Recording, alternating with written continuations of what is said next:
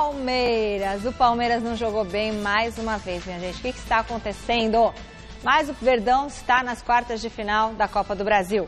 O Inter chegou a estar classificado durante boa parte do segundo tempo, mas graças ao volante Thiago Santos, que saiu do banco de reservas, o Palmeiras chegou ao gol fora de casa que garantiu a classificação. No Beira-Rio, o Internacional foi com tudo para cima do Palmeiras e conseguiu abrir o placar com o D'Alessandro batendo na saída de Fernando Praz. 1-0. Já no segundo tempo, o meia argentino acionou o William na direita e o lateral deixou Nico Lopes na cara do gol. 2-0. Esse resultado já garantia a vaga ao Inter. Só que a 10 minutos do fim, Thiago Santos apareceu no meio da defesa gaúcha para marcar o gol salvador que classificou o Palmeiras às quartas de final da Copa do Brasil. 2-1. A gente pode jogar mais com a formação básica. A gente tem que ter uma entrega um pouco maior, principalmente nos começos dos jogos, né? Que hoje a gente perdeu 2-1, classificou porque acabou 2-2, o gol qualificado. Mas o segundo tempo o time jogou. Teve chance, a bola passou aqui, lá, o goleiro pegou, criou oportunidades, né? Coisa que no primeiro tempo não fez.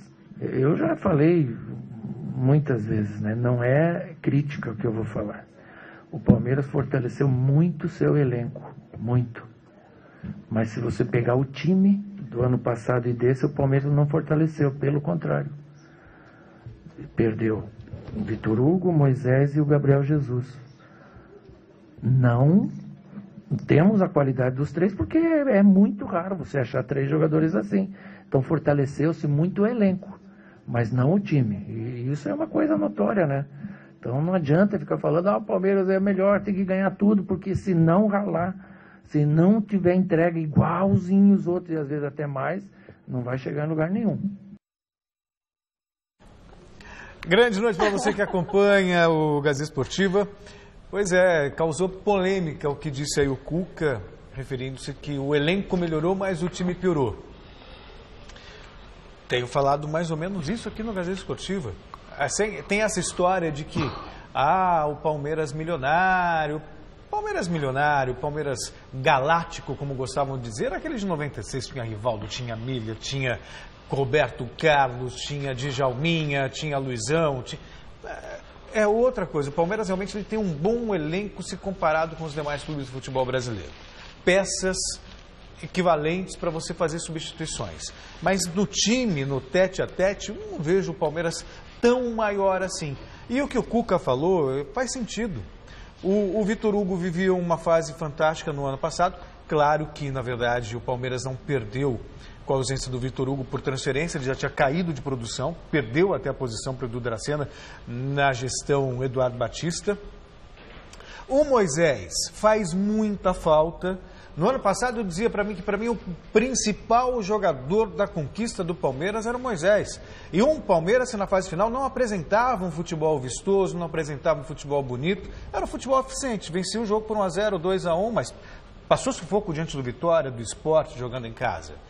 Não é nenhuma novidade, o Palmeiras não ganhou o Campeonato Brasileiro do ano passado encantando. E teve o Gabriel Jesus num momento excepcional, especialmente no primeiro turno. No segundo tempo ele já estava negociado, não caiu muito de produção, mas também não fez tantos gols, mas era um jogador importante. Então o Palmeiras perdeu sim, o Borja chegou, porque veja só, quando você faz uma contratação, você faz uma aposta, né, em algo que você viu que tem qualidade, que não significa que vai apresentar essa qualidade atuando no seu time. Então o Borja, por exemplo, está devendo. Não é aquele jogador que nós vimos nas semifinais e finais da Libertadores América. Não é. O Guerra chegou, é um jogador importante, fez falta ontem. Mas sabe, não vi nada de tão maior do que o ano passado. E o Palmeiras vai ter problemas na Libertadores, vai ter problemas no Campeonato Brasileiro e vai ter problemas também na Copa do Brasil, já que o clube segue. Jogou mal, mas se classificou. Mestre Alberto Lina Chama. Isso aí, você praticamente disse tudo.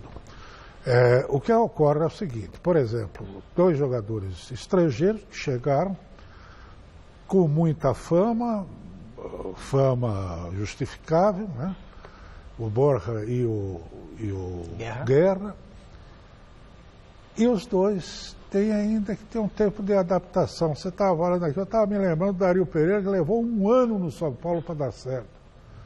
O Pedro Rocha levou 1 ano para dar certo no São Paulo. O Pedro Rocha era considerado um dos 5 maiores jogadores do mundo na época. O Dario Pereira titular da seleção uruguaia e tudo mais. Essa questão de adaptação depende muito de cada um. O Guerra, por exemplo, ele veio numa posição muito estratégica do time, que é o armador. E o Palmeiras não tem armador, porque o Guerra não está jogando o que se espera dele. Inclusive no Atlético Nacional, ele não era um titular absoluto de jogar todas as partidas. Muitas partidas ele ia para a reserva e tal. E o Palmeiras carece muito disso. E ontem, o nosso querido Cuca pisou na bola. É verdade. Quando tirou o Edu Dracena, que não estava bem, excepcionalmente não estava bem, porque veio jogando muito bem há muito tempo, né? Ele tirou o Edu Dracena, passou o Felipe Melo para a 4ª zaga, que eu acho até que vai ser, quando o Moisés voltar, vai ser uma solução, vai ser uma alternativa boa para poder manter o Felipe, dar uma saída de bola, um passe melhor, né? Mas em vez de colocar um meia para armar aquele time que estava desarmado, estava confuso, né? Ele põe mais um volantão, que é o Thiago Santos. Então ficou aquele buraco entre a defesa e o ataque. E o Palmeiras não evoluía. Foi evoluir depois que o Internacional começou a recuar, para garantir os 2-0. E aí tomou aquele gol, que foi o gol de banda, né, do nosso querido Thiago Santos lá. Bom, mas enfim, acho que o Palmeiras tem problemas dessas 2 posições que são essenciais de um time, meio armador e centroavante, o artilheiro.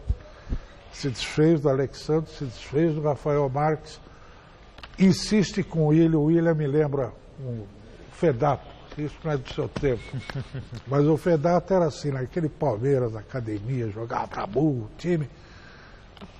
Quando ele entrava no segundo tempo, 30 minutos do segundo tempo, ele arrebentava com o jogo. Quando começava jogando, era uma lástima, não via a bola. O William me parece mais ou menos um fenômeno como esse. Quando ele entra durante o jogo, faz gol e tal, né? Por quê? Porque ele é um jogador que se mexe muito e tal, e facilita essa coisa contra o adversário mais cansado. Ele começando o jogo, se desgasta. Não produz. Não produz. Faça um levantamento aí, você vai ver. Então é muito melhor, seria muito melhor, por exemplo, o Cuca, no caso do Borja não está funcionando. Vamos espreitar esse Rafael Veiga, ali no falso centroavante, como era o nosso querido Gabrielzinho, Gabriel Jesus. Né?